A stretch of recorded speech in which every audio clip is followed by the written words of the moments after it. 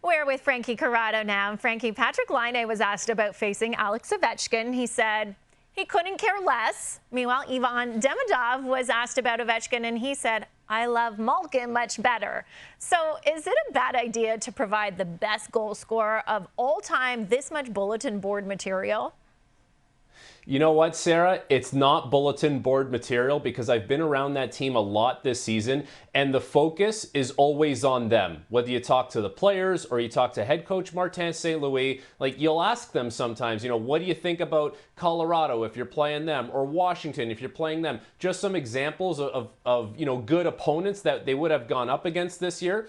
And time again, the answers that you get are, we just need to focus on ourselves. We just have to focus on our game. And if we do that, we're not guaranteed to win, but at least if we do the things that we're supposed to do, we have a chance to win. So, I think for a guy like Patrik Laine, it's not a disrespectful thing when he refers to Alex Ovechkin. I think with Demidov, he's a young kid. He's coming into the league. He just wants to get settled in and do what he can to help his team. But it's more the Montreal Canadiens, their mindset is always first and foremost, what do we need to bring to the table in order to be our best? And of course, you're going to pre-scout. You're going to know what the opposition is doing, but it's almost like they don't obsess about the other team. They obsess about what they need to do to be the best version of themselves in order to give them a chance to win a game. Okay, I see what you're saying. It's not necessarily about poking the bear here.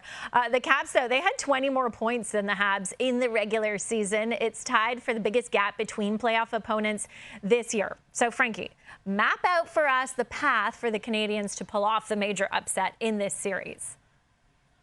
It starts with Nick Suzuki and his line, and then everything falls into place after that. That line was unbelievable after the Four Nations face-off break. One of the best, if not the best, lines in the NHL. And then when you add Laine Hudson on the ice with those guys, it just gives them a different dynamic. And when they play in the offensive zone, it really becomes a handful because you have so many different elements there. You have Hudson quarterbacking things from the point. Suzuki, such a smart player, a dual threat passer, shooter. When Slavkovsky uses his body and moves his feet, he becomes that power forward. And Cole Caulfield, who's really rounded out his game, is your sniper. Now, that line is going to have to be able to take over games, going to have to win games, and then when everything falls into place after that, maybe Patrik Laine gives you something at 5-on-5. The third line, the line with Dvorak, Anderson, and Gallagher, that's been a great line for the Montreal Canadiens where they get in on the forecheck, they win their shift, they spend time in the offensive zone.